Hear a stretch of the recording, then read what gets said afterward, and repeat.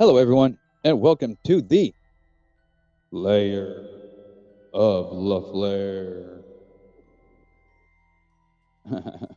I see that you made it. Thank you all for joining me here in the Lair this week. Now, this week's episode is about a murder mystery that took place right here locally in my hometown. So it's some local history, as I remember the folklore of the story when I was a child. So we're going to dig deep here in the Lair, and we'll find out the official story of what really happened at this murder mystery right here at my high school. But before I go any further, I got to stop and give a big shout out to you because we're growing and gaining new content and new subscribers here on the LaFlair network. So thank you all for making this possible, man, because it really is appreciated. Now we discuss all sorts of topics right here, and YouTube does not like this kind of content. So it's going to take you, the viewers, to really promote this channel and push it forward. Now I'm not here to push any kind of disinformation. We are living in crazy times here in 2025. So please be aware of all the scare tactics, the mass confusion, the military demonstrations, you know, along with all the military psyops being played out in real time, like right now. Never before seen, man. We live into in crazy times in 2025. But never believe the official narrative, especially the mainstream media. Now, here in Lair, we do our own part and try to inform you. And remember, guys, this is all for your entertainment purposes. And I got some cheap plugs I need to fill you in with right now.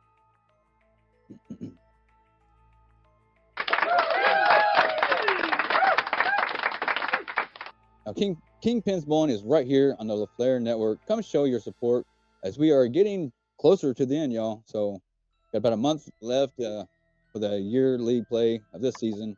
But don't worry, Summer League is right around the corner. So, that's right here. That's live bowling on the LaFlair Network. And for all your up to date WWE action and reviews, go check out Ziggy Cruz and the Wrestling News. He has all the headlines and all the hard hitting wrestling news over on his channel. So do me a favor, go check out Ziggy Cruz and the Wrestling News and subscribe. Thanks, guys. Now, here on the show, we discuss all types of myths, conspiracy theories, legends, world stage events, the actors who play their part here on the world stage. And we cover topics like aliens, NASA, flat Earth. Are you a flat earther? Do you believe in a flat Earth narrative, or do you believe we live on a spinning ball, spinning around at incredible speeds, or is it CGI balls you're into, or maybe we all just trapped into the Matrix? I don't know. But before we go any further, we're going to do things differently, like sometimes we do here on the LaFlair Network, and cover this new murder mystery.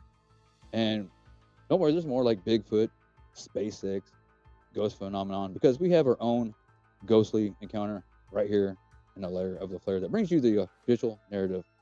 Now, this is the part where I tell you to grab your survivor gear, all your rations, the flashlights, the batteries, and the bottled water, because we want you to be prepared when you enter the Lair of LaFlair. Now, guys, this is only my opinion. Once you do your own research, you be the judge. Don't let confirmation bias box you in.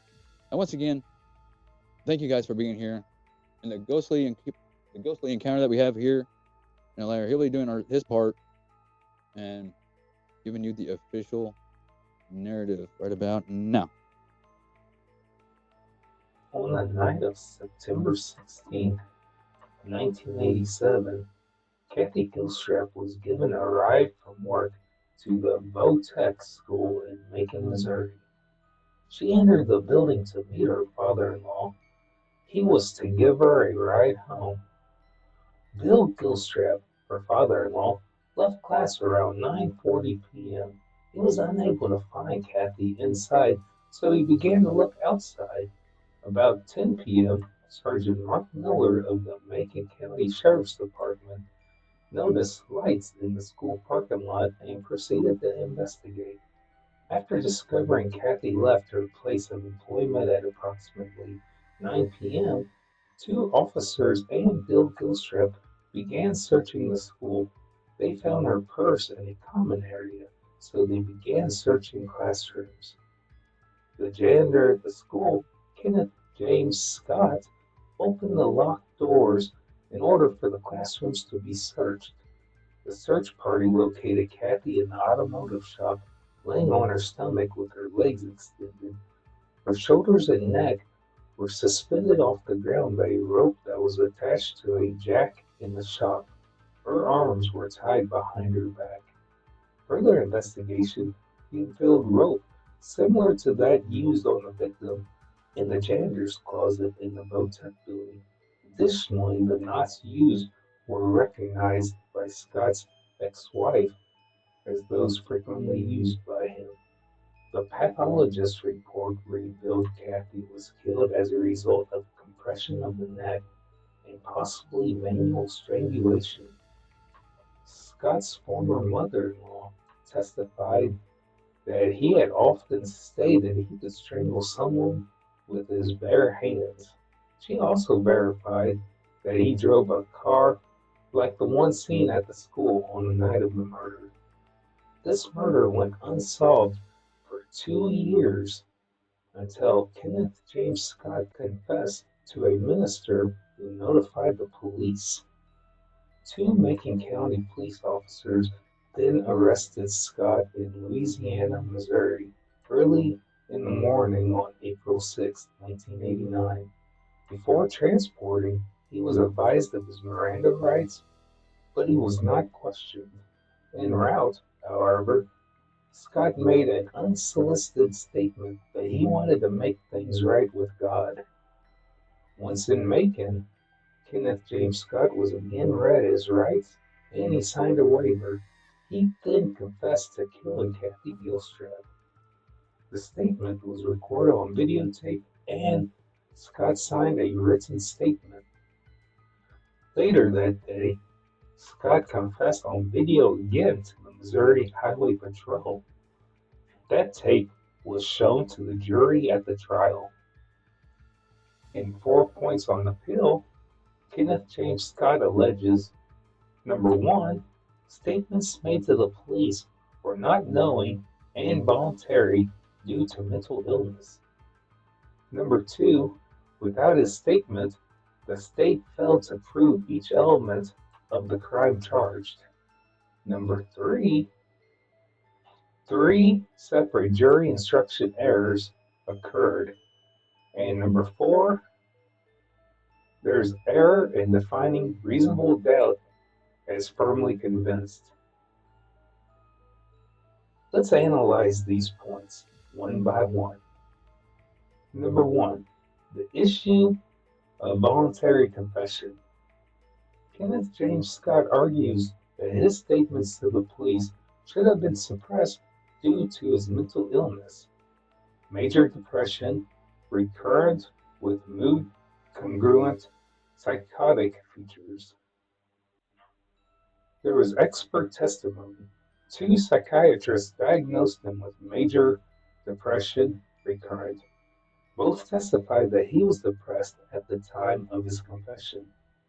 However, they also confirmed that he understood the consequences of speaking to the police. But the appeals court determined that the trial court's decision was not clearly erroneous in allowing the statements to be admitted. Number two, the argument of insufficient evidence. Scott contends that if his confession is excluded, the state lacks evidence to convict him. This appeal point fails as the trial court's ruling on the confession stands. Number three, jury instruction errors. Scott raises three concerns regarding jury instructions, which focused on limiting expert testimony on mental responsibility. But the appeals court determined that while an error did occur, the court needed to evaluate its significance before considering a reversal. Number four, defining reasonable doubt. Scott argues that the jury was given an incorrect definition of reasonable doubt. potentially affecting their verdict.